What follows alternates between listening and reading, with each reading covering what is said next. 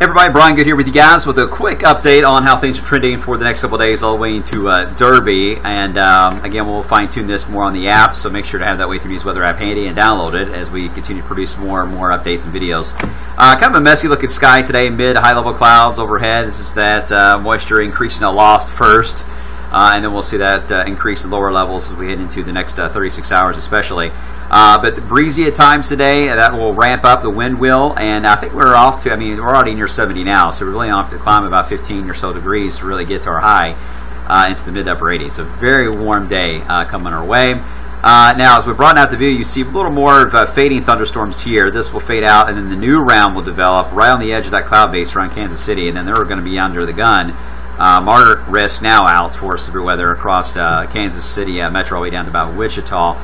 Now, for our area, we do see the risk extended east, and we get into the marginal, still Indiana, and they did push it down into northern Kentucky, and I'll explain a little more on that. But really, Indiana's got, it's not even a high threat, it just has a higher threat than Kentucky does. And again, this would mainly be for Thursday afternoon, night. Okay, so let's walk you through this. This is just the RPM model, one model's idea, but I think the overall theme sets the story that all the models are showing. First off, today we have just enough instability this afternoon that we can't rule out a rogue thunderstorm, and it's picking it south. I think it could be anywhere west of 65. It could be a very isolated, quick-hitting little pop-up shower or even a thunderstorm that could develop in the area today. Most areas, again, will be fine and dry, just windy and quite warm, and as I mentioned, well into the 80s we go. So again, rain chance really is about 5% today. It's pretty low. All right, now as we head into tomorrow morning, this is where we're going to be watching during the overnight some thunderstorms back around, say, St. Louis. Most of the energy with this is traveling more northeast than east. So as the energy moves away from this, it loses its support. Plus, the outflow itself is going to try to march eastbound, but the air is less unstable or more stable the closer you get into the Wabash and I-65. Now, what the model is trying to do here is it's trying to say that the outflow may then have a chance to, when the sun heats it up a bit around mid to late morning tomorrow, maybe spark a thunderstorm around lunch tomorrow. Can't rule that out, but that's still on the iffy side of things. We'll keep that chance pretty low. Just be aware that it really just depends on how things evolve to our west overnight tonight to see how things affect us tomorrow morning. Otherwise, tomorrow afternoon, we still have that chance, mainly for Indiana, for a thunderstorm to pop up. Here in Louisville, that chance is low, but it's not zero. I think more of an issue for the Pegasus Parade is going to be the wind speed.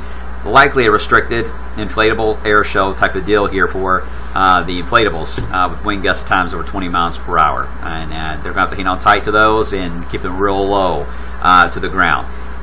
That's the main hazard I think we're looking at for the parade itself. Now, once we get into Thursday night, really warm night Thursday night into Friday morning, Oaks morning. Here's the story though. We got the actual front then beginning to approach. Now we have several of the ingredients lining up for a decent line of showers and thunderstorms very close to sunrise through about 8 a.m. on Oaks morning. It doesn't look to last very long, but it could actually come down pretty hard, and there could actually be some lightning and thunder involved with this, along with some gusty winds. So we'll watch that for Oaks morning to see how that plays out. Then we get into the big question mark. As that fades out, will we get any hints of sunshine by the midday period into the afternoon?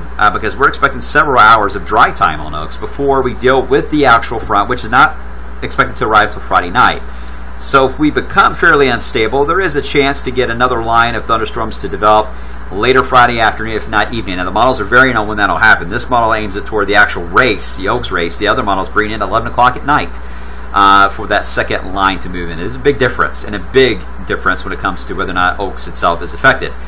So that's still, again, we're putting to the side as an iffy scenario, whether or not we can become unstable or not Friday afternoon to see that second line pop up. Just be aware that 2 rounds we're looking at mainly for the chance of rain for Oaks, certainly in the morning hours, and then we'll get a break, and then the second one at some point with the actual front.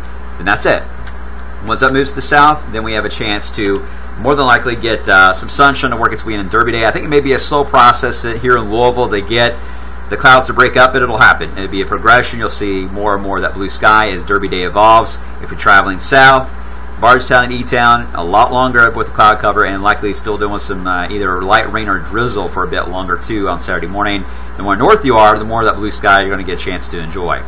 So Derby Day is going to be one of those days where it'll improve as the day wears on. Hopefully enough time that if we do have a sloppy track from Friday night, that we have several hours to get it back to fast track, if that's what you're hoping for yours. Stay tuned for updates again on the Way Through News weather app as we head toward the Run for the Roses.